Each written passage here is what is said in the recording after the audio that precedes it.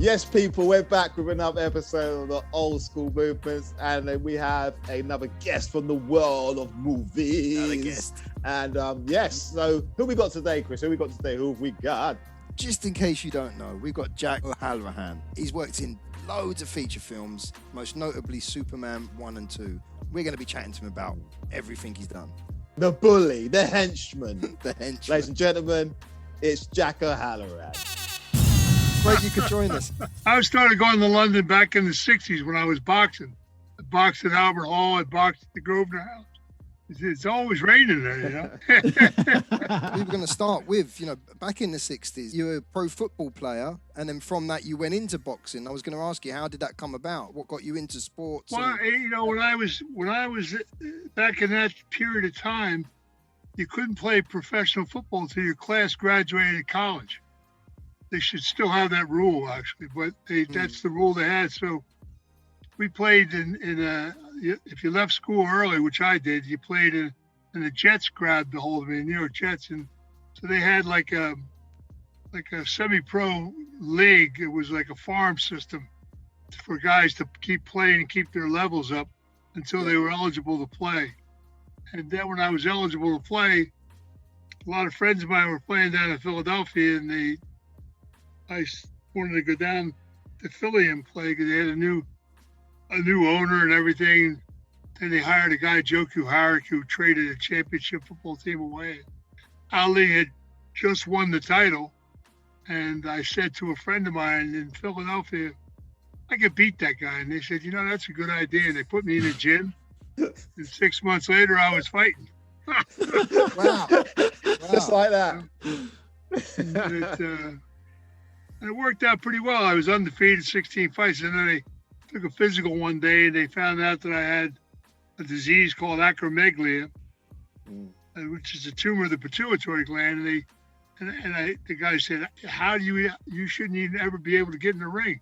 And I just laughed at him, and I kept on going, and so I just so it got down to where I had to go get a procedure done at Mass General, and they took the tumor away, and it sort of was the end of my career. And so I went from that right into movie business. But before the acting, you also fought George Foreman, didn't you, Jack? Yeah, George and I, it was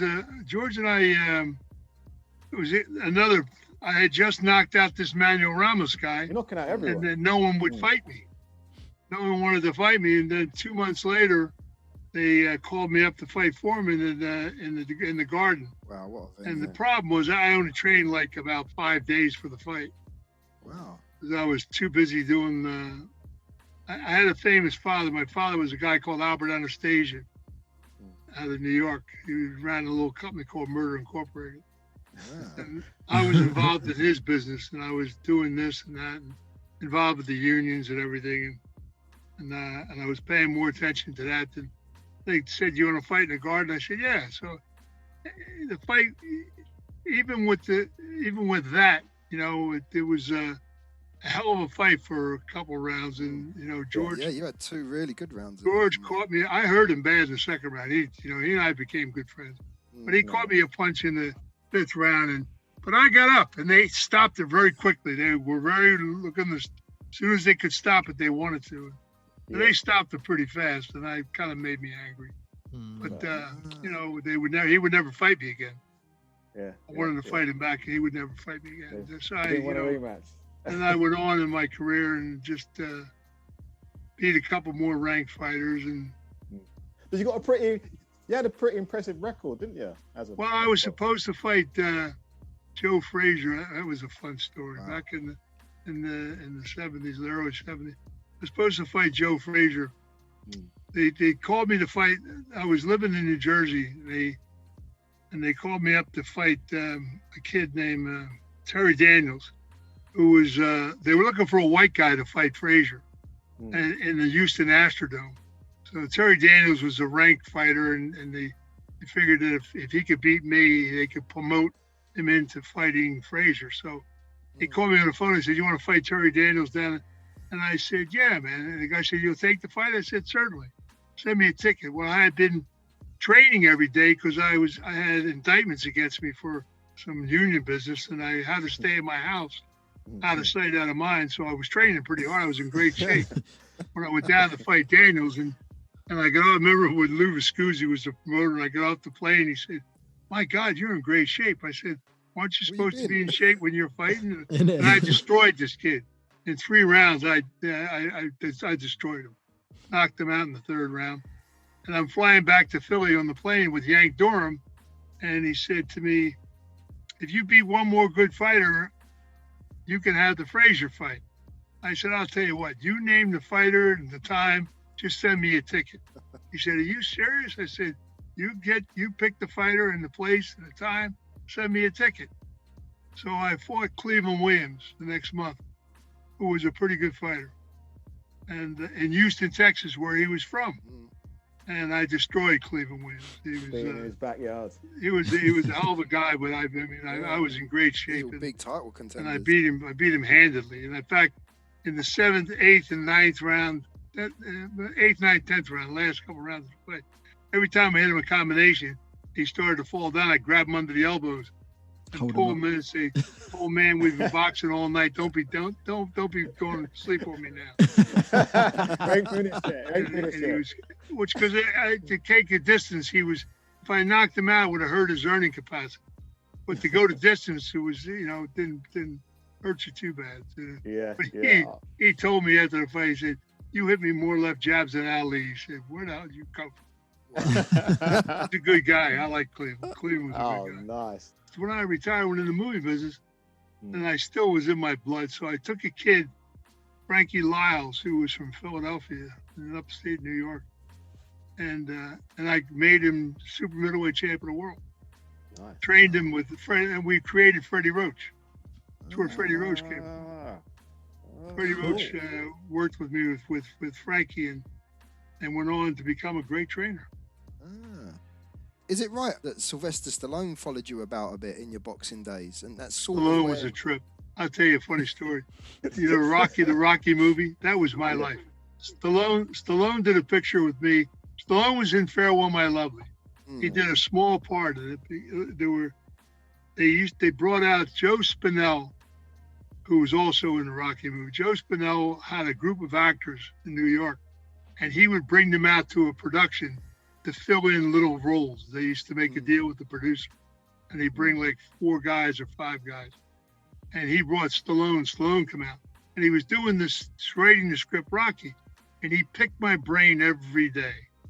And I told him about the waterfront, and I told him about, and he knew I was involved in organized crime and stuff. And so he kept asking me question after question. He'd never been to Philadelphia. He didn't know anything about Philadelphia. So in the gym they placed the gym up in North Philly, but it was actually South Philadelphia, past the Young Gym. You had to go up those steps.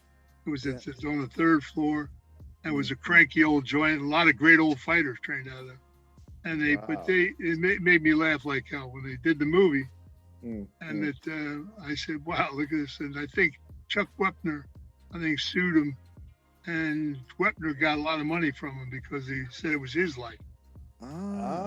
Going back to George Foreman, have you got one of his grills? You use one of his grills. It's funny. I'll tell you that when his lawyer called me on the phone when they were doing that grill, and wanted me to ask me to invest in it. Okay, yeah, like endorsing. To help him out with it. And I said, I forget I was doing something. I was running. I was working somewhere doing something, and I said, I ain't got time for that kind of jazz. And they said, "No, man, this is a great investment." I said, I'll wind up giving the money to some chick or something. Now it's all over QVC. George, and then the thing became really popular, and George said, "See, you should have got involved." Exactly. God bless you, Jack. George is a great guy. He's the only guy I know that had 6 daughters and named them all them George. Did he? Yeah, George. Georgina, George. I asked him that one day. I said, "George, why'd you name all your daughters George?" He said, "So I wouldn't forget their name." I love that. love that. It's not too late, Jack. You could have had the O'Halloran hairdryer or something. You can still you can still launch it. We'll What do you reckon, George? You should do that. That's a good idea, man. It's a good idea. We did a lot of things over. When I was in London, the Krays were good friends of mine. And the Richardsons. I knew every gangster in London. They got some connections. That's when London was London. In the '60s, London was a great town. It was safe. Yeah. Let me tell you something. You had Morton's up on Berkeley Square, was open all night long. There was the Revolution. There were clubs that were open 24 hours, and you could get a black cab at any time of the night. And women could walk safe anywhere in London. There was never a problem. And that's when the lads ran their manners. There was no garbage went on. It was a safe city, but a lot of fun. Yeah. You were in London at the proper high time of the 60s. Proper high. Yeah. Oh, London was brilliant. So how did you make a connection with the Krays then? How did you become friends with the Krays? Well, because of where I came from. Where I was. My father was New York, and I was involved with a lot of friends. And when I went over there, my dear friend was David Barry, who ran Bayswater. He ran West London, and the Krays ran East London, and the Nashes ran North London, and the Richardsons ran South London. And Joey Pyle was a good friend of mine. They were all involved in boxing and stuff. Krays were involved in boxing. They loved boxing. That's Interesting. right. They were good kids. They were crazier than Hoot Owl. I mean, Ronnie was insane. Ronnie went to jail. Ronnie went to jail. I used to go visit him down at what's the crazy place where they put all the nut guys? Broadmoor. Broadmoor. Broadmoor. But Ronnie went away because he was at a big dinner, and the guy was a gangster was there, and the guy called him a fag, and Ronnie got up and shot him. Wow. I said, "What the hell did you do that for?" He said, "Up there, that bastard called me." I said, "But you are gay." He said, "So? It's not his business to name that out in public like that." But that's the way he was, man. He was. Sounds like they ran East London like with a, you couldn't step out of line over there. I'll tell you that. It was a different city, and there were no weapons. Nobody carried any weapons in London at that time. punch ups. Well, the Krays, Reggie used to have a sword. He used to chase people down the street with a sword. But if they used a gun, you would very rarely ever hear about it. They didn't carry them. They didn't walk around. The Bobbies didn't even have it. Only the Flying Squad. Yeah. Bobbies never carried any weapons. Now they got machine guns on every corner. Yeah, exactly. Right. We're getting more like New York. London's getting more like New York. Oh, it gets. I can remember the black cab was the greatest system I ever. I could find anybody in London if I wanted to. Just put it on a black cab radio. We were looking for somebody. Yeah. They would spot them within a half an hour. They're good lookouts. That's a good way of looking at it. Good lookouts. That was great. Black cabs were great. They were your lookouts, yeah. But I remember before they had the glass, they never had a glass in between the cab driver. And then people started robbing them, and things changed. All of a sudden, they had bulletproof vests. Yeah. All sorts. That's good. Crazy. Sounds like you know a lot about London, man. You have been around for a while. In London town, I tell you, I went to a jam session at Robert Stigwood had the music studio over there, and we went one week on a Friday. The Bee Gees said to me, "You got to come down to this. You got to come down. We're gonna have a big thing down there." Eric Clapton was a friend of mine. So we went down there. It was the Bee Gees and Jagged and the Boys and Eric Clapton and I heard Saturday Night Fever for the first time before it was ever even released. Exclusive. We went in on a Friday night. We never left till Monday morning. That sounds like a good jam. That sounds like a good jam. You're talking about a jam, son. You're talking about a jam session, boy. That's good. Good company. Man. Good few days. Wow. And the Beatles had a brownstone down in Kensington. They had a brownstone, and at the bottom of it they had a swimming pool, and they filled it up with Jell-O. And they had a Jello party one night. Is there any ladies there though, Jack? Yeah. I said, this is different, son. Taking chicks and Jello, you know what I mean? Welcome to London, Jack. Yeah. Sounds That was good. a lot of- Ladies Dive in in. Jello. Dive It was in, ladies and Jello. You touched on earlier how you got into acting. Coming straight from that boxing scene into acting, were you offered any boxing parts or any of the parts where they're looking for the the large characters would you have been offered like a Darth Vader character or maybe Jaws from Bond? Them sort of Well, larger they than life? offered me Jor-Els. I turned it down. I was doing a picture called March or Die down in Spain, and they came to me to do the Bond pictures. Yeah. And I said, well, I just signed a contract to do it, and my agent said, we can get out of it. You want to do? I said, with Gene Hackman and Catherine Deneuve, and I really didn't like the script, and I didn't want to get involved in playing the big dumb guy like the Jor-El's guy. I like the versatility of being able to pick my roles and stuff. And Don't want to be typecast. I kicked myself in the butt for a couple pictures that I turned down that I wish I'd never had. I turned down the Conan picture that Schwarzenegger did. They came to me to do that because De Laurentiis did King Kong, and his group came to me to do. I was over there for Superman, and they came to me to do Conan, and I was having too much fun in London, so. Not ready yet. And I said, I don't think so. So I turned down a picture with Richard Pryor and Gene Wilder. Stir Crazy? It was about a trade thing. Silver Street. Silver Street, is it? yeah. Silver Street. And I was doing King Kong, and we had a break, like 6-week break, while they went to New York to film some stuff. And King Kong was a long, like 9-month shoot. So they came to me and they talked to King Kong about releasing me to go up to Canada to do Silver Street. Paramount wanted me to do it really badly, and I should have done it, but I was sitting on the beach for 6 weeks.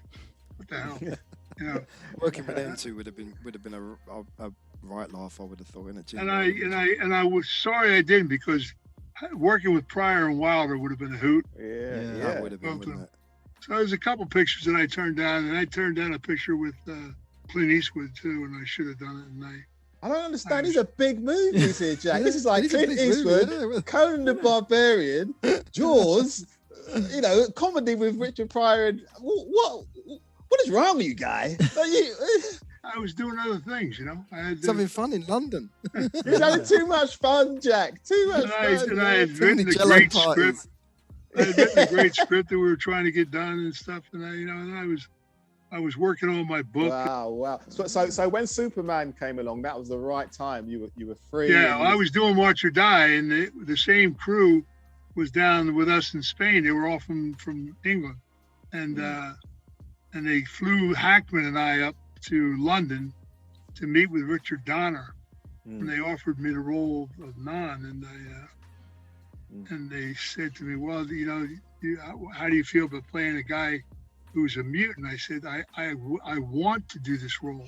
They said, what are you talking about? I said, well, Jackie Gleason was a friend of mine. He did a picture called Zigo and won an Oscar for it, playing a deaf, dumb mute. I said, to get a picture where I can do facial reaction and body reactions, I said, noises. I like the challenge. And they said, well, and Donner said to me, wow, that's a great idea. So I said, I want to do it. And we got away with it. It really came out very well, It worked so well. But as a kid, we loved your character. Well, that's what all kids. It's amazing. Big, strong and scary, but lovable. Because I played that character like a child. Yeah. Yes. Like a child learning how to walk and talk. That's the connection. That's the connection. And it worked really. And I said to them, when I read the script, I said, you got Terrence Stamp is a vicious general. Sarah's a man-eater. You got to have somebody who relates to kids. And if I take this character and play him like a child, that'll work out pretty well. And it actually worked out very well. Yeah, really. And I remember the first time I ever went to a Comic-Con, and and a guy come up to me and he said, "You can actually talk?" Just thought you was full of facial expressions, right?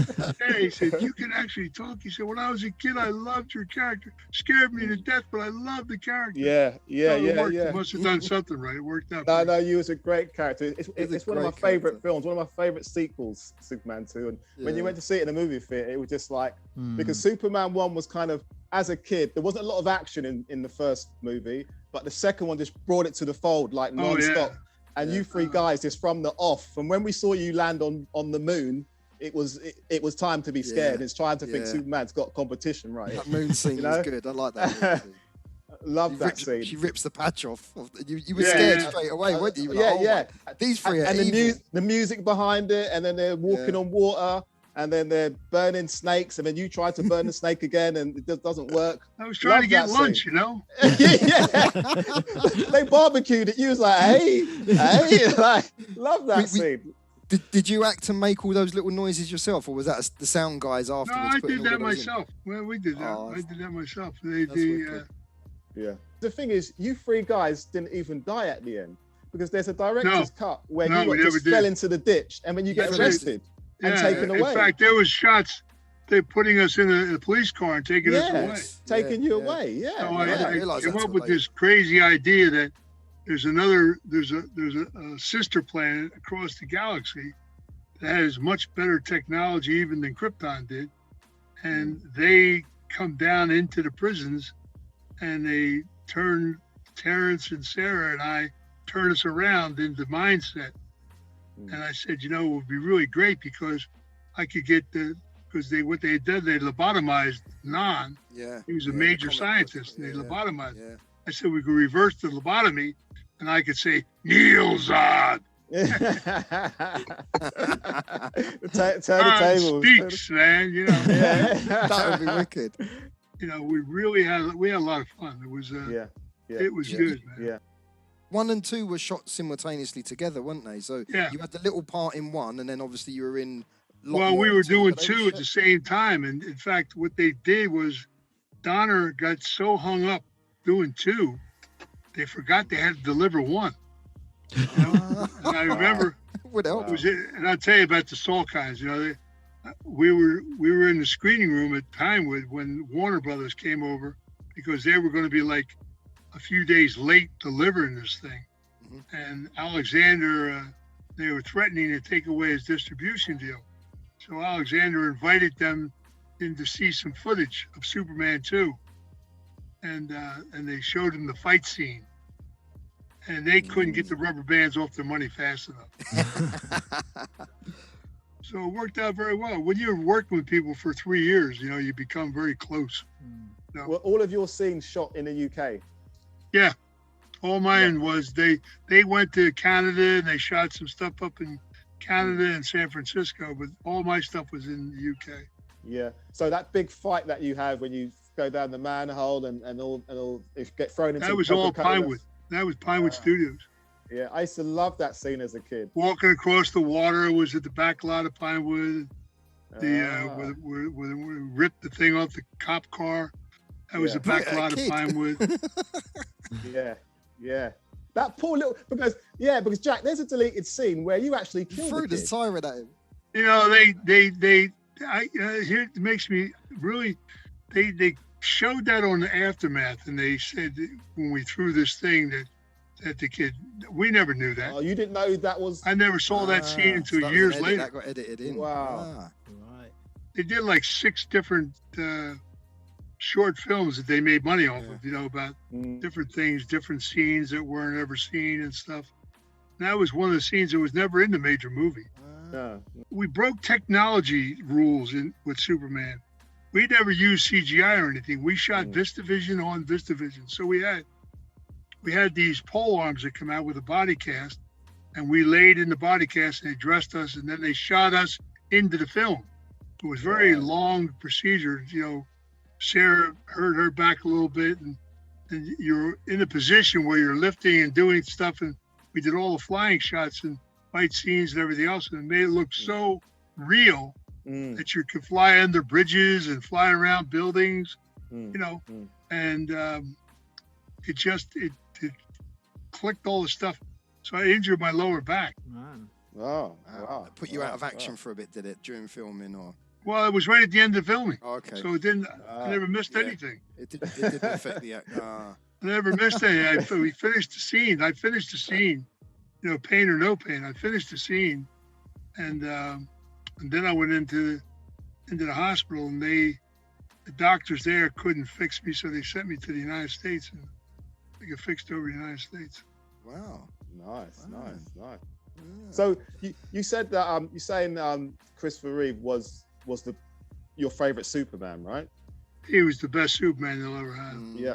He's our Superman. Are you a fan of the superhero films that are out at all? Because at that time, Superman 2 was the standalone. I don't think they've ever made anything better than that. Nothing else was out around it. Like DC was just. Oh, the stuff they do now is too much bullshit in them. Too much, killing this and killing that.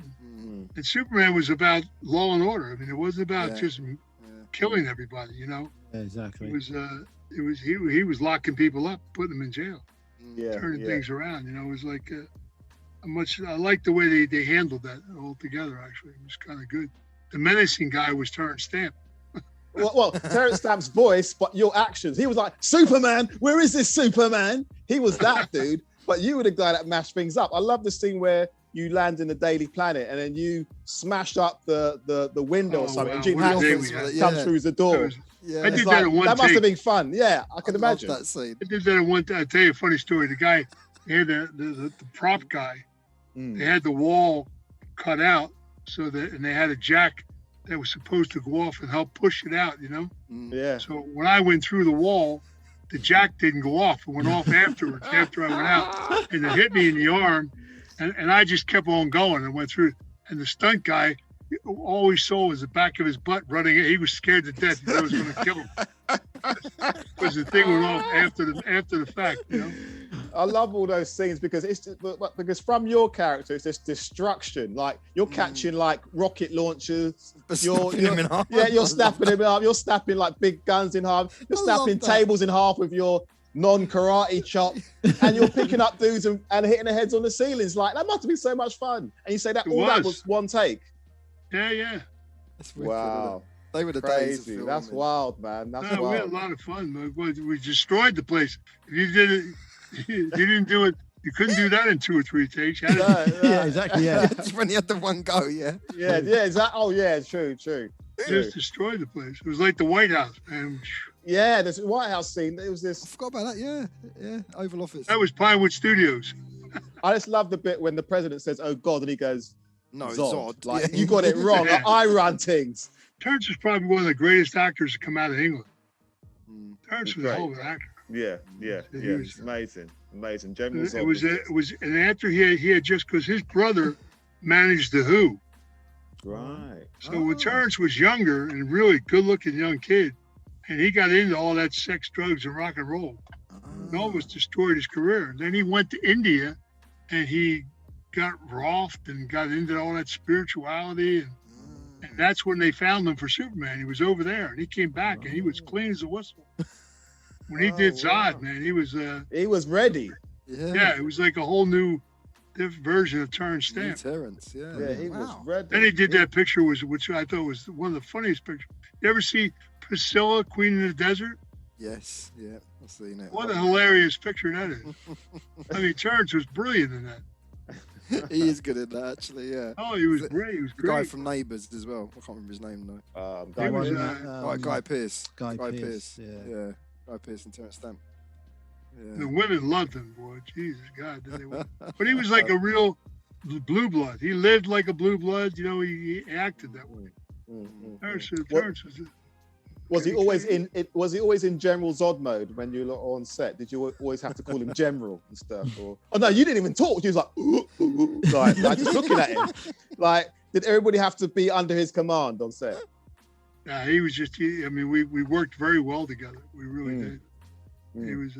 I can't imagine him anything like Zod in real life, if you're like off of camera. No, Yeah. Terry was Completely different. Terry was a fun guy to be around.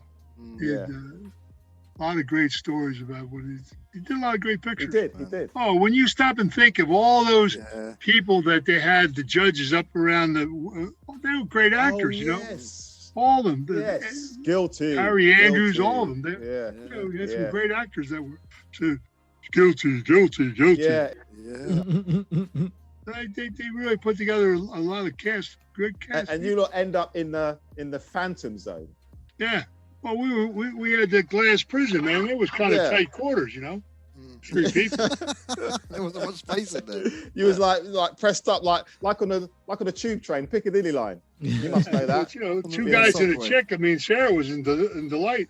It was we really had a lot of fun doing it. No, amazing.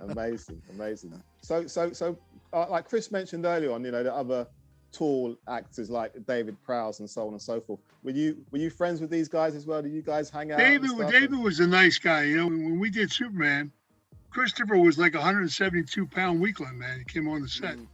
And when they gave him the role, they had to build him up. So David was a bodybuilder. And I said to David, I said, you know, you don't want to bulk this kid. You want to cut him like Steve Reeves, who was Mr. America. Was only like 195 pounds, but he was cut, defined perfectly. And I said, and Christopher's got an ego deal. So when he wears that costume, he's not going to want to wear any plates or anything underneath of it. So if you build him, they put 20 pounds on him, but they did it in definition. Right. And it worked out really well, you know? Yeah. It was the first major film that Christopher ever did. Yeah. And Donner got a performance out of that kid switching from Clark Kent to Superman that nobody will ever duplicate. True. So Darth Vader helps Superman. He did. One alien to another. I mean, David played Darth Vader, but they used James Earl Jones's voice. They had to. James Earl Jones was a super guy. He was God, I loved him. He wanted me to do the Great White Hope movie because he played Jack Johnson. And I remember when I turned it down, I was leaving Fox. And I was walking down the steps, and he was walking up the steps. And he stopped me. He said, Jack O'Hauer. And I said, yeah, you're James Earl Jones. How wonderful. And he said, is it true what I just heard about you? And I said, it depends on what you hear. He said, you just told Hollywood to take the bit because it was the biggest in Hollywood at the time. You just told Hollywood to take the biggest movie out there and shove it? And I said, well, you want to look at it that way. He said, I got to shake your hand. He said, I never met anybody that did that. And we became friends after that. I like James. James was a good guy. I'm surprised James hasn't got a complex since you turned down Conan as well. He was in that. Yeah, you turned down working with him in Conan, man. You still keep in contact with Terrence and Sarah now? Yeah, Sarah and I talk all the time. That's wicked. That's really good. You know, I feel bad for Terrence. Terrence is suffering from dementia, which is sad because then we lost Margot. I mean, we're losing them one by one. Hackman's still around. Just lost Ned Beatty. Ned Beatty just passed. That's right. That was like this week, wasn't it? Yeah, like a few days ago. What a nice guy he was. God, he was a fun guy. That was a good character he played. I loved his character. And he was that kind of an actor. He was a great actor. Yeah, he seemed like that in real life. Yeah, man, definitely. Ned was a good guy. I liked him a lot. How about you? How about Marlon Brando then? You must have met him. Brando was a gas, man. Brando was a New York guy, and he knew my father. He knew a lot about me. And when he came over, Mitchum said to me, you got to go down to the set and say hello to him. Tell him I said hello. I said, Robert, he said, do what I'm telling you. Go down and say hello to him. They brought Brando over. They had to put Brando on film to get the money. First 11 days were Marlon Brando. Marlon Brando only worked 11 days on the picture. In and out. I paid $4 million to work 11 days. Jeez. Wow. So I got down and they came in. They were shooting at Shepperton. We had to shoot some of the stuff over at Shepperton because they couldn't get the stage space on time in Pinewood, and so they housed up in Shepperton for a short period of time. So I went down to see him, and he was all surrounded by publicity people, and he saw me walking in the soundstage, and he stopped everybody, ran over, hey kid, how you doing? And we became really good friends. And Marlon is he's like Mitchum. You're talking about iconic people, you know? Yeah, definitely. And I went down to watch him work one day. He was doing a scene, and he was doing this very powerful, like, faced on deal, and he had cue cards everywhere. Everywhere, that actually, yeah. So I seen him do something I never saw another actor get away with. He was in the middle of doing a scene and they had a malfunction with the camera. He said, "Oh, well, wait a minute, we got to redo this, and we'll have to come back and do it." And Marlon said, "Like hell, you fix that camera now." And he turned around, and then he turned back into the scene again, and they finished it. By the time I turn back around, it better be ready. Yeah, and he came down on off the set, and I said to him, "What is with?" I said, "I guess a lot of people would be a little bit nervous asking you, what the hell with that? What's with all the cue cards? Are you that bored with the industry, man, that you got to have?" No, Jack. He said, "You don't understand. I started that with Mutiny on the Bounty. I just didn't want the camera to make it look like I had studied the script or something." He said, I said, "You want a crock of shit?" And he sat there, and he was a great Shakespearean actor. Yeah, he ripped off a couple of parables of Shakespeare word for word. He looked at me and he said, "This you must know word for word. This other shit, piece of cake." Marlon was a brilliant. His presence was, and the great thing about him and people like him and Mitchell was the same. Every morning they come to work, they say hello to everybody, and they say goodnight to everybody when they leave. Yeah.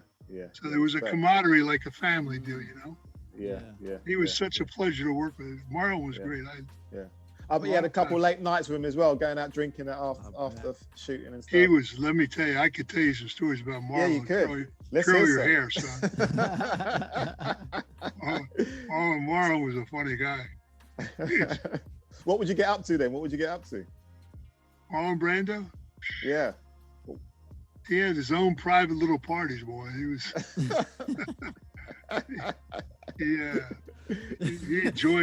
He enjoyed ladies and he enjoyed them in the numbers. He was right. He was okay, in abundance, yeah, a bit. Yeah, okay. He liked a choice. Very hard for him to go out and about. You know what I mean? Yeah. So he'd have his own house parties. Well, when you get 11 million or £4 million for 11 days work. I'll tell you what, he's sitting having dinner with the Salkinds and Pierce Spangler. I think they were working like 6 days or something. And they all sat down, they were talking about the picture. And Marlon said, "Guys, we're really working hard." He said, "I'm working a lot of hours every day." He said, "Maybe we should take a day off." And Donner's almost agreeing with him, and they're kicking Donner under the table. No, Marlon, no, we can't afford to take a day off. He said, "What are you talking about?" He said, "Oh, it costs too much to take it. They needed to get him on film to get the money. It costs too much to take a day off." And he said, "Well, how much it cost for a day production?" They said, oh man, about $350,000. So Marlon sat there and he looked at me and said, "Well, you know what? Let's take a day off. I'll pay." Oh, wow. They almost fell through the floor. Oh my God. Of course, they never did, but they never took a day off. But he almost gave him a heart attack. Yeah. "Well, let's take a day off. I'll pay." Wow. That's show business, mate. That is show business. Yeah, he was just very dry humored guy, man. Yeah. He did an interview one time. He was telling me he was interviewing for a role, and he did a display of a burning candle. Yeah. And he's portraying the flame. And he did it so well that the people there, the producers and all, they opened their collars, they started sweating. He turned into a flame. He actually convinced. Oh yeah, he was pretending to be a flame, Wow, how'd you do that? I would have loved to have been there and watch that one, boy. And then people told me about it. They said, "See, that's true. That story's very true. It was a legendary story in Hollywood. The producers actually, guy loosened his collar. They were sitting there, started sweating and stuff. They were in a heated room." He was a great method actor. Oh yeah, amazing. You've had some really big careers, being a professional boxer, heavyweight boxer, fighting some of the best, and you're acting and so on, and your other activities, as you say, in your family activities, and you have a book great book called Family Legacy. We're getting ready to make a miniseries of it. Then we're going to do a series. Oh, wow. In fact, I got 2 more books coming out behind it. It's going to be because we're telling the truth about a lot of things. My father was a very, very powerful man in his day, and there's a lot of stories about what happened in New York and the drug business. And my father was the one that did not want them in the drug business. He said it'll be the downfall. When they did The Godfather and they approached Brando about getting in the drug business, and he said, he declined. He said, if we touch it, our children will touch it. It'll be the downfall of the families. And my father said that, and he was right, because it was. Created a lot of wars in New York, and they started killing each other over it, and greed, Yeah, wanted too much. Yeah. And he ran all the waterfronts, so he didn't want them bringing it in on his watch. Was this during the 60s? That was it. That was in 57. Right. Started in the 50s, and they were involved. There were certain families that were involved from way back from the 30s, because it was a big money deal, and the Chinese owned opium dens everywhere, and they just they wanted to control the money in the city. So they figured if another ethnic group got involved, if they let them in the door too much, it would disrupt their money flow in the cities. But there were certain people like Frank Costello that was against it, because he had all the political contacts, and he said that business is going to get us bad publicity with the law and order, and we're going to lose our political contact. Then you had people in Buffalo that weren't into it that much. People with the outfit in Chicago weren't into it because they had other things they were doing. And so it was interesting to see who in the country really got involved in the drug business, and how it panned out. But it created a lot of disturbances and created a lot of inner wars with people. So you saw a lot of stuff and a lot of things happening growing up. Around that time. I watched all that stuff transpire. And it's time to tell the truth about what really happened. Tell the truth. And so the first book that I wrote starts out with my father's assassination, and I tell the truth about the Kennedy assassination. Okay.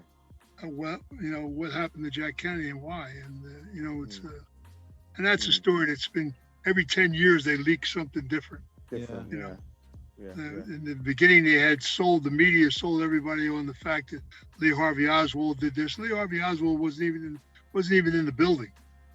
Right. And the whole thing about the one bullet theory was all bull. So this book puts it straight. It puts everything straight. It really happened. Yeah. Looking forward to that, man. It's loosely based on your life, then. Me as a young man coming up into the world, and so we were going to go in the decades. With the first book ends with the Kennedy deal, and the second book will end with the Nixon deal, and the third book will bring us up to date what's going on.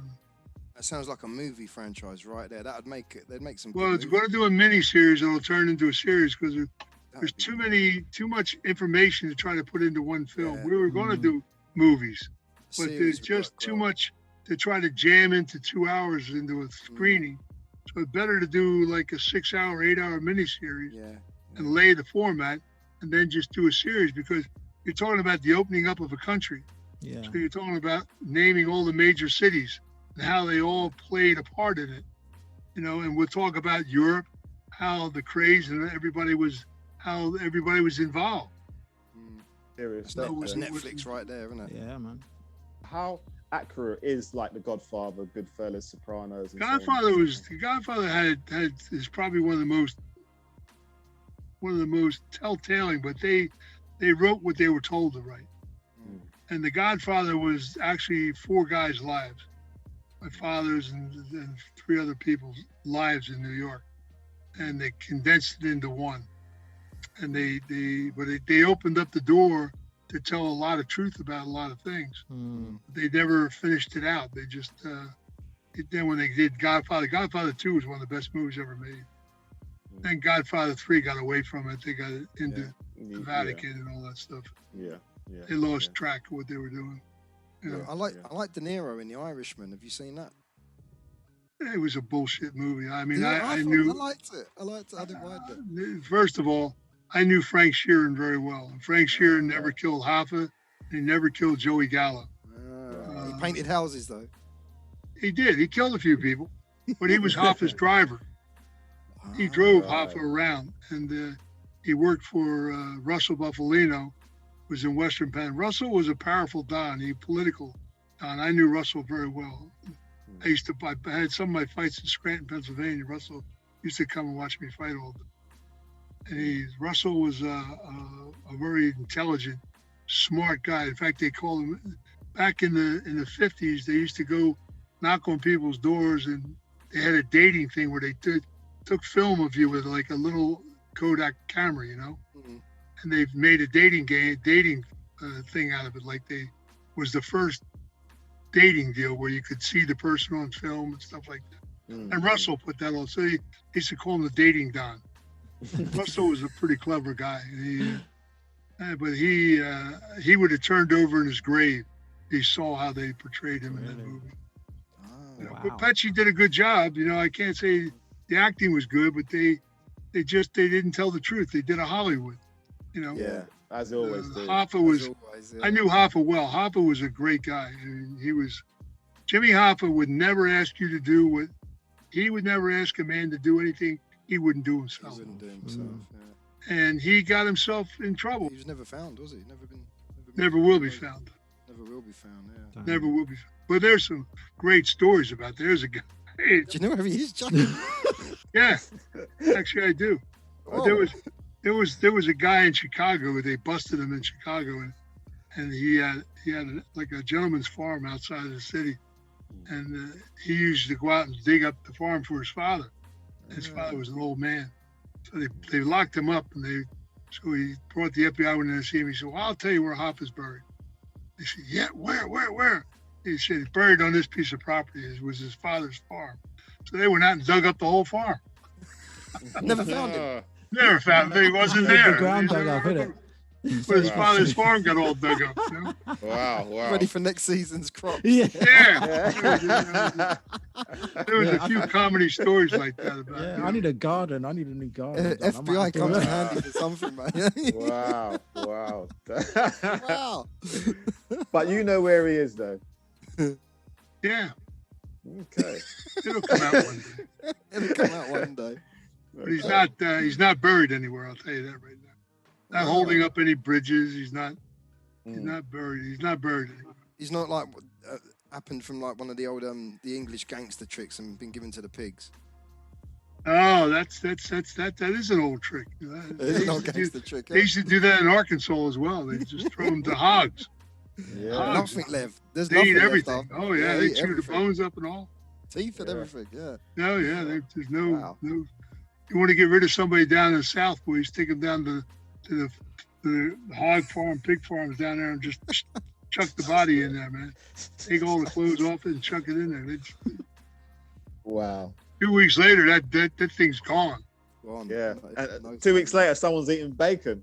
There you go. Imagine having a pork sausage with somebody's tooth out there. You know, sometimes when you get that gristly bit in a sausage, Yeah, you don't know what that is. it could be someone. Wow, that's wild. We're all going to be vegans. Damn. Wow. Those hogs, you'd eat anything, let me tell you. Yeah, they go for As anything, greedy mate. as a pig, as they say. So what lifestyle excites you more, Jack? Is it the boxing, is it the acting, or is it that? You know, it was all fun. You know, I enjoy the film industry. I'm doing a lot of writing, getting ready to go back and do a couple movies, and I enjoyed doing the film business. And sports were, I kicked myself in the butt that I didn't put into the sport that I should have put into it. But then when I got done, I turned around just to show that the ability, and I took a kid that nobody wanted, and I made him world champion. That's good. And Frankie was a great champion. He was champion for several years. Man, I'll tell you a funny story. I was over there fighting Carl Gizzi, the champ of Wales, at the Grosvenor House. And I had brought my brother over to see the fight, and we stayed, had him at the Cumberland. up in on the square up there. And Cumberland Hotel was a great hotel then. And we lost him. So I'm sitting with a bunch of the lads, and we're having a bit of a laugh afterwards. And all of a sudden we couldn't find my brother. And I said, somebody better have him found by the morning, or there's going to be shit to be had. And like nobody carried weapons then. So I had a 9mm and I put it on the table. Nobody carried weapons, but you had a 9mm. Jack. In them days. I was a Yank gangster, you know what I mean? I put a 9mm on the table, and David Barry said, "Oh my God, Jack, what are you doing?" I said, "Well, so I don't find my brother by the morning, somebody's going to find one of these in their ass." Wow. They scoured London. They found him. He was in another room balling some chick at the Cumberland Hotel.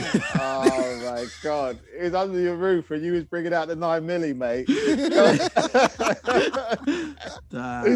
Wow! That's a good one. Wow. Just had a lot of fun. London was a great town. Jesus God, it was great. Yeah. You was here a lot for you, but that's the funny thing, because you was here for all of your activities. You boxed here, you filmed Superman here. Yeah. You brought out your 9mm here. Like, you were here in all actions, bro. You were here, Jack. We had a lot of fun. You being a sporty guy, did you have a football team? Did you like a soccer? Oh, George Best was one of my best friends. Manchester United. Man United was my team, son. Right. George and I were very close. So you had late nights with George as well? Oh my God, I could tell you stories about George Best. We're all ears, Jack. George, he used to have his club. He had a club in the West End there, at the end of his career. But he had a club up in Manchester. You couldn't. I mean, people were wrapped around the block to get in this joint. He had an amazing club up in Manchester. And I remember he was about 28 years old when he retired. And I said to him, "George, why are you retiring from soccer, man? Football." And he said, "Jack," he said, because he lived a crazy life. He did live. He was totally bananas. Yeah. But he was the greatest. I don't think there was a better football player ever that I ever saw play the game than him. I mean, I watched George one time. 5 guys tried to take a ball away from him at center field. And he left them all laying on the ground. Yeah. He brought the ball over his shoulder, around his elbow. I mean, George was a trip. But he said, I don't want young kids to emulate my life the way I live. So he retired, Right. And then he came to America. He was living actually down the street from me in Hermosa Beach. And they were putting soccer teams over here in America. There was a guy down in Texas had a ton of money, and he wanted to win. But all the soccer players over here were all headers. Nobody had any feet, to move the ball around. So I said to George, "George, this guy will give you a fortune, an open checkbook. Go home and grab 4 or 5 guys and bring them back and win them a title." I said, nobody could touch you. Go home and bring back a few guys. I said, and he'll give you an open checkbook to do it. Yeah. And he said, "Wow, what a great idea."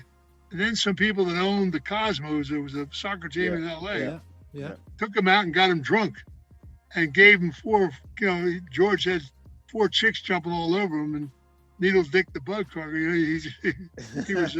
He was all, so, and he signed a contract while he was loaded. And then he hid from me for 2 weeks. And I said, "George, are you crazy?" He said, "John, man, I was drunk. I didn't know what I was doing." I said, "You turned down millions of dollars from this guy for a lousy what? What they give you? $250,000 to $500,000 to play for this LA team? Are you crazy?" Wow. Man, he kicked himself in the ass over that one. Wow. But it seems like you're all like that. Remember, you turned down some big films as well. It was that time where people just like George Best. George Best was. They used to call me up from a pub, but George would get in trouble all the time. The big mouth. He was always yelling at somebody, and they would call me up from a pub. The owner of the pub would call me. He said, "Jack," he said, "you got to do me a favor and come down there. George is getting a little crazy. I said, let me tell you something. Anybody hurts him, I'm coming to see you people." So do you still like a beer or two? You still like a drink or two, Jack? Or I haven't had a drink in 40 years. Good on you, man. Yeah, nice. 4 years. I hadn't touched a drink in 4 years.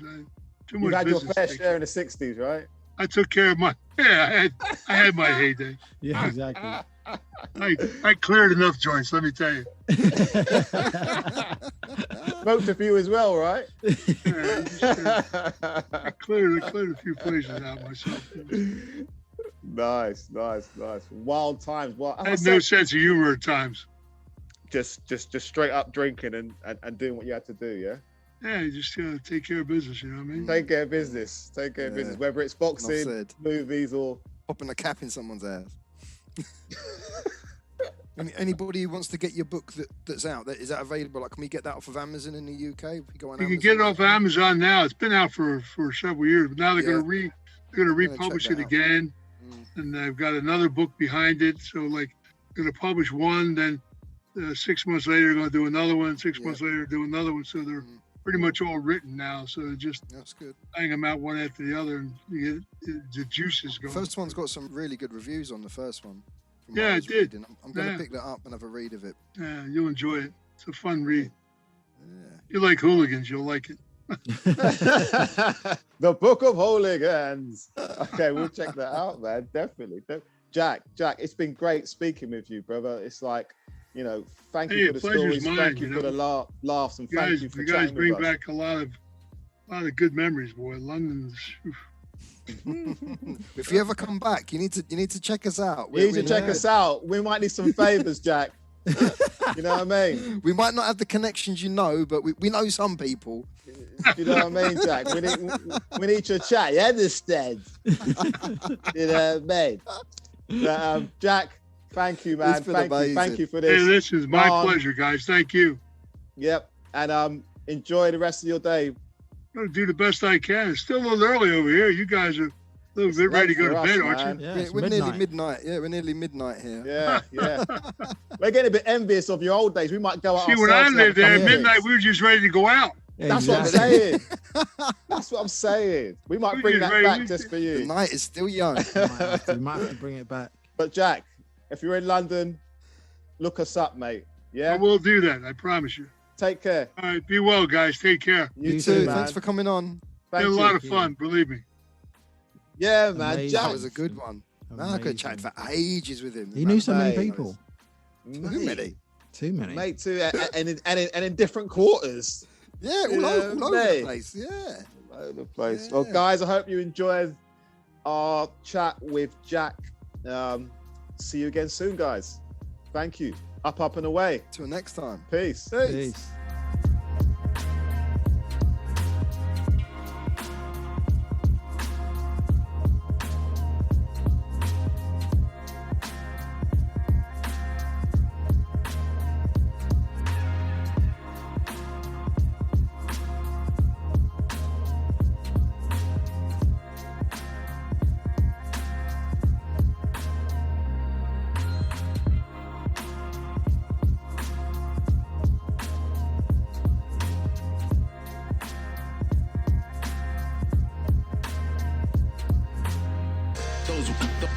Those were the days I remember.